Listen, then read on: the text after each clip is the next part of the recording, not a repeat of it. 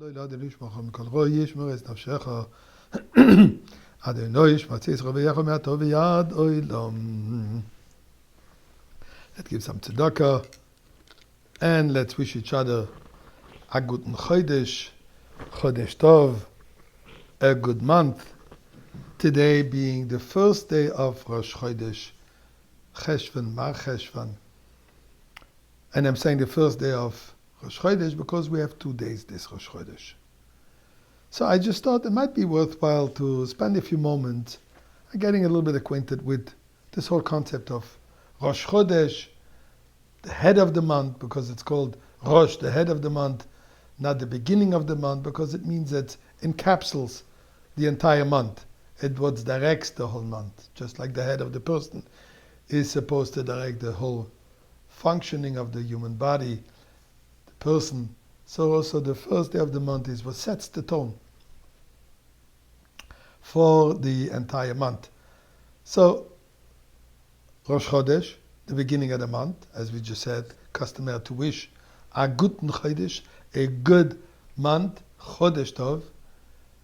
How did the month how was the month established in the past? Today we know we have a calendar, a preset calendar by Hillel HaZaken, who did it in the 4th century, and established a calendar. We know exactly when is 1 day Rosh Chodesh, 2 days Rosh Chodesh, and so on. When are the holidays? But in the time of the temple, it wasn't the case.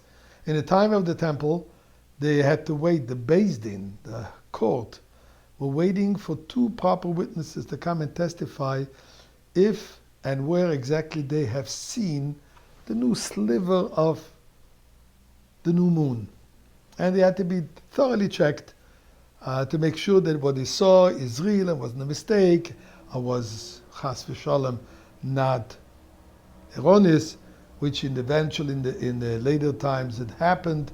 There were false witnesses that would come and testify, and that's why they actually stopped the calendar, stopped the system, and established more on the calendar system. So the idea is,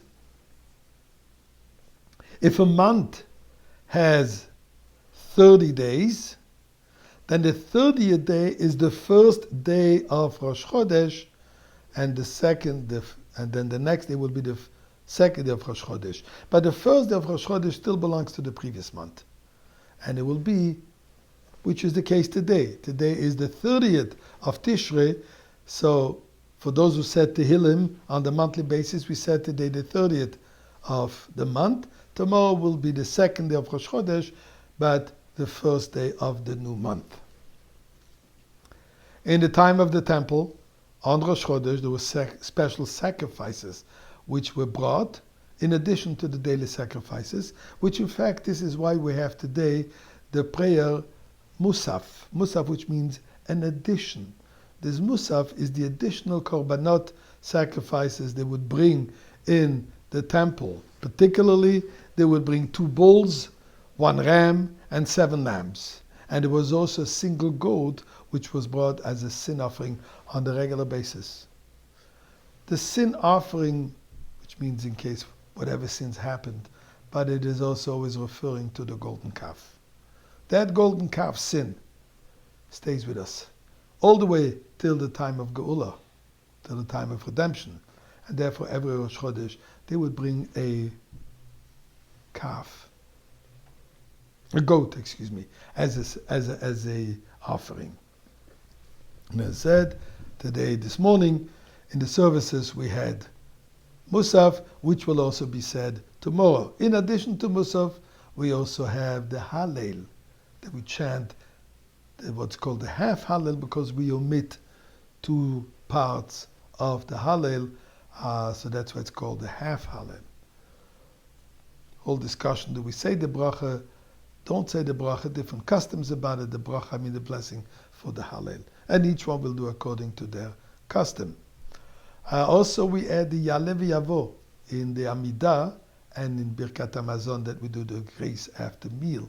The blessings after meals, we have to add an additional paragraph discussing about Rosh Chodesh and thanking God for the special day. In fact, many have a custom to add an additional meal. What's very important to mention here is, we said earlier about the golden calf. We know that the women did not participate in the golden calf. They refused to bring their jewelry. And therefore, women have a special dedication with Rosh Chodesh. They took upon themselves not to do certain tasks on Rosh Chodesh. They wouldn't do laundry, or whatever it is. Different tasks they wouldn't do. They wouldn't sew. There's a number of Rosh Chodesh groups where women get together and they study together and they celebrate together. And indeed, they didn't participate in the golden calf, and it's in their merit that not only do we have Rosh Chodesh, so to say, but it's in their merit that we will have the Rosh, the beginning of the redemption with Mashiach, coming right now.